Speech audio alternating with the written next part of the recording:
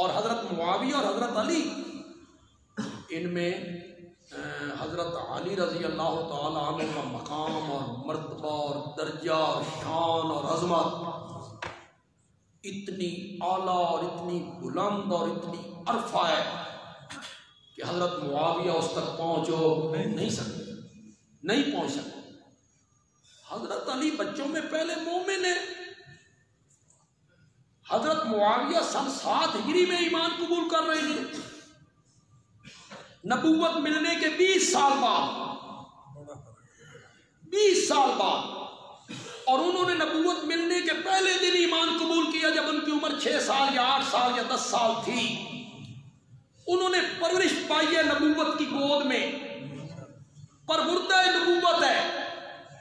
میں کبھی کبھی حیران ہوتا ہوں، کیوں جی تربیت کا اثر کون نہیں ہوتا؟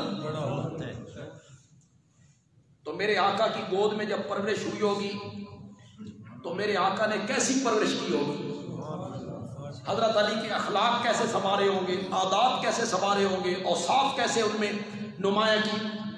پرورش ان کی نبوت کی گود میں ہوئی ہے، بچوں میں وہ پہلے مومن ہیں، پھر بدر میں، احد میں، خندق میں ان کی جو خدمات ہیں، اللہ اکبر، ان کو کوئی انصاف والا آدمی اس سے انکار نہیں کرتا۔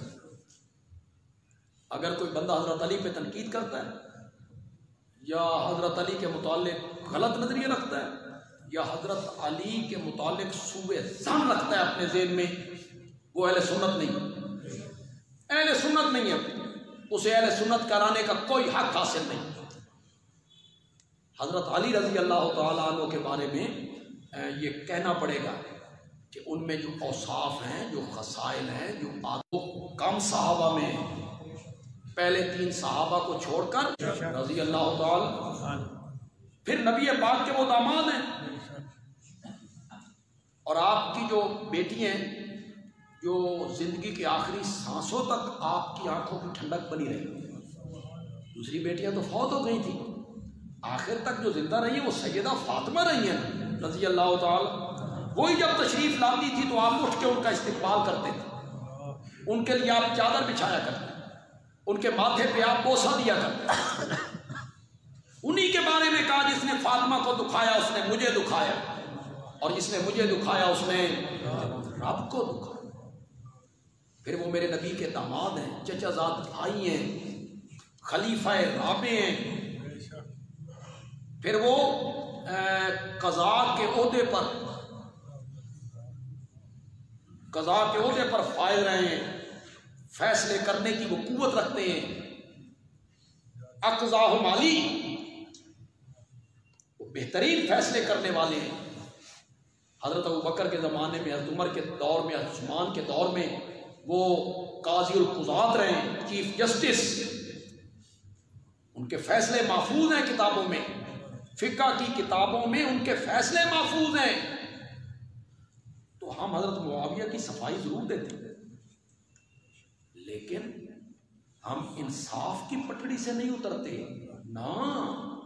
انصاف یہی ہے کہ حضرت معاویہ صحابی ہیں، ان کا دامن بالکل بے داغ ہے، لیکن معاویہ حضرت علی کا مقابلہ نہیں کر سکتے رضی اللہ تعالی عنہم اجمعین، ان کا مقابلہ نہیں کر سکتے۔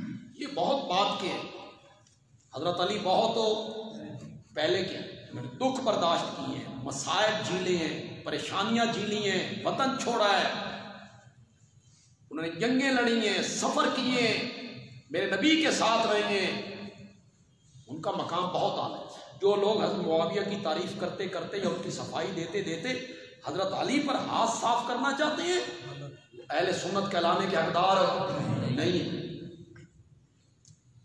دیکھیں حضرت معاویہ کے ساتھ جو ہم ان کی صفائی پیش کرتے ہیں اور ان کی وکالت کرتے ہیں، کیوں؟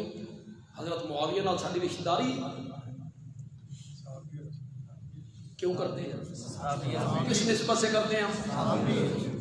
صرف اس لیے کرتے ہیں کہ وہ میرے نبی کا صحابی ہے، اور کیا رشتہ ہے ہمارا ان کے ساتھ؟ ہم تو صحابیت کے دامن کو بچانا چاہتے ہیں۔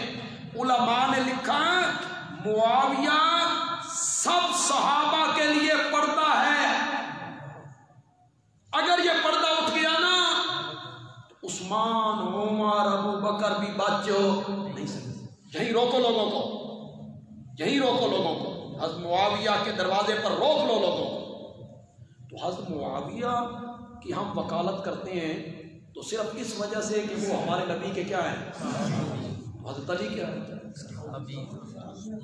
ان پر جب بندہ ہاتھ صاف کرتا ہے تو اس کو یہ سمجھ نہیں آتی کہ وہ صحابی ہیں, اور صحابی بھی اعلیٰ درجے کے ہیں.